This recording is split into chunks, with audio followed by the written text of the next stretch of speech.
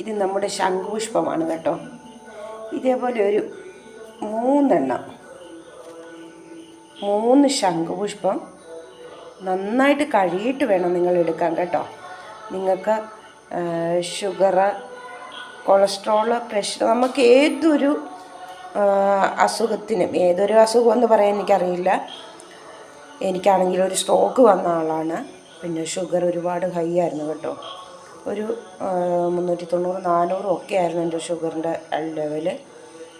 അപ്പോൾ ഞാനിങ്ങനെ മെറ്റ്ഫോമിനും ഗ്ലൈമിക്കും ഇതൊക്കെയാണ് ഞാൻ കഴിച്ചുകൊണ്ടിരുന്നത്.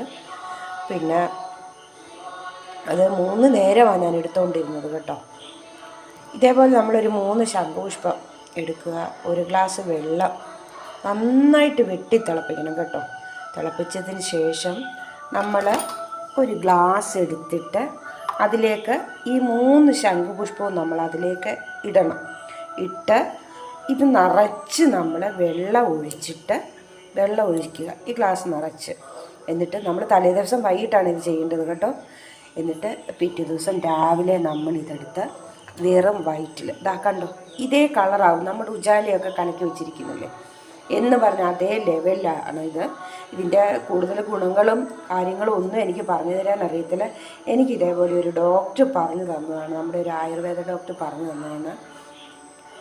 ഇപ്പം ഞാനാണെങ്കിൽ ഏകദേശം ഒരു 2 ആഴ്ചയായിട്ടുള്ള കുടിക്കാൻ തുടങ്ങിയിട്ട്. എൻ്റെ ഈ 390 എന്നുള്ള ആ ഷുഗറിൻ്റെ ലെവൽ ഇപ്പം ഒരു 180 വന്ന് നിൽക്കുന്നു. ഇന്ന് രാവിലെ ഞാൻ നോക്കിയപ്പോൾ 180 പക്ഷേ ഇത് ഞാൻ കഴിച്ചുകൊണ്ടിരുന്നപ്പോൾ എനിക്ക് ഷുഗർ വീണ്ടും ഹൈ ആയിരുന്നു കേട്ടോ. അപ്പോൾ ഞാനിതുപോലെ പേടിച്ചു, ഇനി എന്തായി തീരുമെന്നുള്ളത്.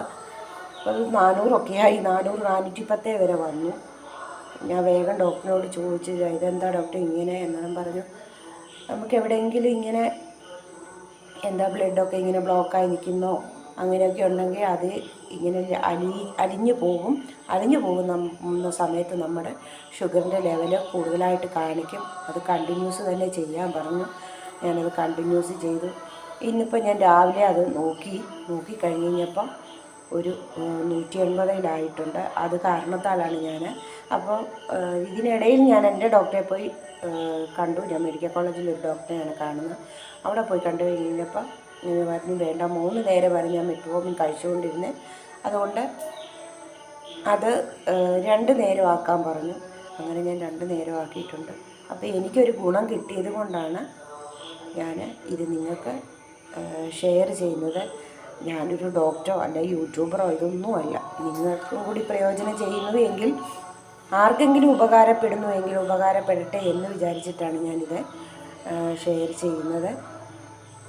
അല്ലാതെ എന്നെ ആരും ഇതിനെ പൊങ്കാലയിടാൻ വരരുത്, ഇതങ്ങനെയല്ല ഇങ്ങനെയാണ് എന്നൊന്നും പറയരുത്.